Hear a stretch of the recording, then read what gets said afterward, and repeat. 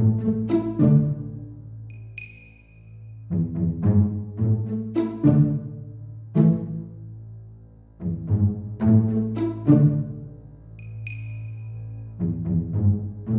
is exactly 2 p.m. here in Nairobi County, and we are having a drive at Ngong Road. And usually at this time, traffic snarl up. It's normally quite tight, but unusually. The most recent review by Energy, Petroleum and Regulatory Authority is the highest in history, and Kenyans are already embracing. Hey, repeat. The most recent review by Energy, Petroleum and Regulatory Authority is the highest in history, and Kenyans are already embracing themselves, not embracing, bracing. The situation continues to cut across various sectors of the economy, with the most affected being those at the lowest part of the pyramid. That is those, the cost of living take. So quite serious. As the country commemorates World Known at Tech, it has emerged that for every tech, as the country commemorates World No Tobacco Day, the Ministry of Health, in partnership with various stakeholders, has continued in the fight against harmful effects of tobacco, both to the human health and the environment. Although tobacco has been debated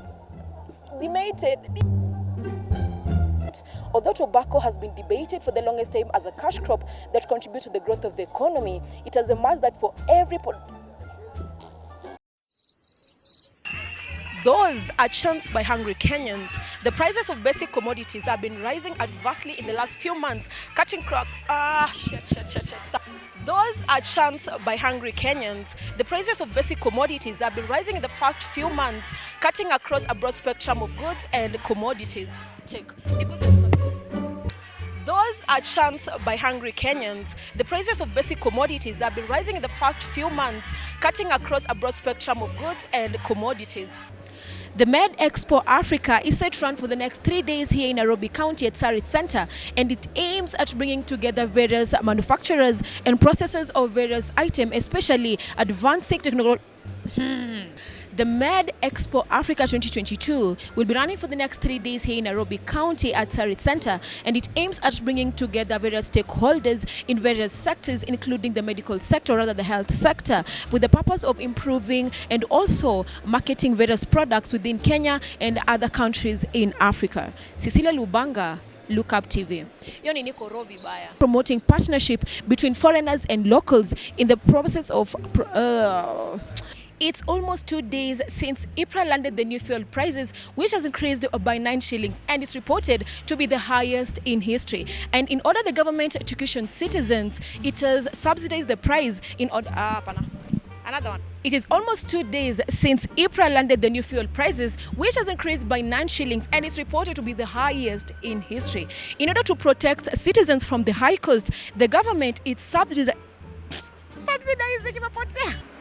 It's now a matter of days before curtains close on a set of governors who have already served their 2 times in. Amesema pole. Huh? I start. The forum has also seen the governors call upon President Uhuru Kenyatta through the Treasury to count Jesus. This is the first annual Alternative Justice System Conference happening in the country. The conference is going for 3 days, and it aims at providing It is the first annual Alternative Justice System Conference happening in the country. The conference is expected to go an extra mile in brainstorming alternative means to dealing with cases that don't have to necessarily access In the run-up to the August polls, parties and coalitions have launched their various manifestos with the aim of securing more votes in the August elections. Now, Look Up TV takes to the streets to find out what Kenyans have to say about the 3 manifestos, that is for Azimio, UDA and Wajakoya, and what that... These and more are just opinions by Kenyans who have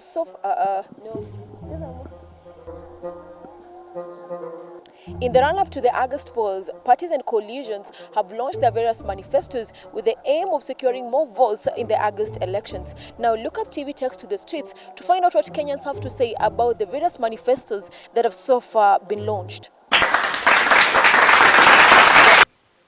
In a high-end in a high-end shop, this baby sweater could be going for probably 500 shillings and above. But here at Toy Market, where mitumba sellers have made it such a center for business owners, it's only going for 50 shillings, something quite affordable for anyone on low income. The cost of living continues to take an upward trajectory, with those experiencing adverse effects being business owners and Kenyans on low income. Should this be a trend with every breaking dawn, with Kenyans at win? Mitumba business is a chain subsector that has been Mitumba business is a chain subsector that has been existing in the country for over a decade. According to locals, the term is used to refer to clothes, to goods other than clothes. That contributes to the growth of the economy. It has emerged that for every tobacco product used, umefanya nini? Move camera. Cecelia Lubanga, Look Up TV, Nairobi.